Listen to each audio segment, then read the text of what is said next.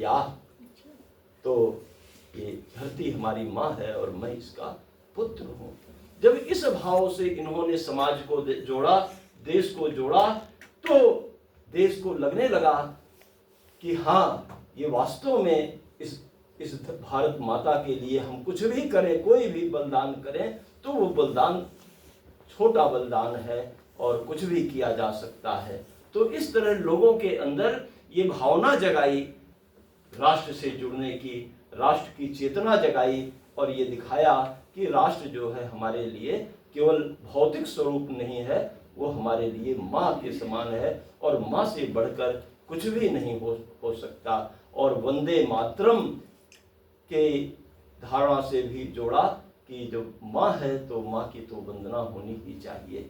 उसी समय बंकिम चंद्र चट्टोपाध्याय ने आनंद मठ की रचना की थी, और पूरे देश में वंदे मातरम की एक लहर सी आई थी। उस लहर को जगाने में भी डॉक्टर साहब और संघ का बहुत बड़ा योगदान रहा है। इसके साथ ही जो है मुसलमानों के संबंध में भी गांधी जी की जो नीति थी, गांधी जी हिंदू मुस्लिम एकता की बात करते थे, डॉक्टर साहब इससे सहमत नहीं थे। उन्होंने कहा कि नहीं, केवल हिंदू मुस्लिम एकता की बात करना तो इस देश के साथ अन्याय होगा। गांधी जी से मिले और मिलकर उन्होंने कहा कि केवल हिंदू मुस्लिम एकता की बात करना इस देश के साथ अन्याय होगा। ये देश केवल हिंदू और मुसलमानों का ही नहीं है, यहाँ ईसाई भी रहते हैं, यहाँ सिख भी रहते हैं, यहाँ बौद्ध भी रहते हैं, यहाँ पारसी भी रहते हैं, और सबकी एकता की बात होनी चाहिए। तो इस तरह इन्होंने पूरे देश को जोड़ने का प्रयास किया। सबसे बड़ी बात यह है कि अंत में इन्होंने ये दिखाया है कि संघ के जो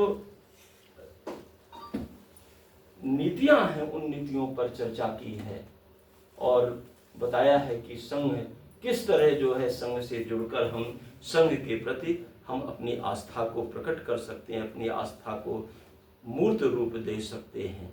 तो वैसे तो अगर इनको अध्यायों के रूप में किया जाए तो बहुत कुछ कहने के लिए है, बहुत बातें हैं, लेकिन क्योंकि समय का अभाव है इसलिए हम क्षमा चाहते हैं और फिर कभी अपनी बात को रखेंगे। जय हिंद, जय भारत।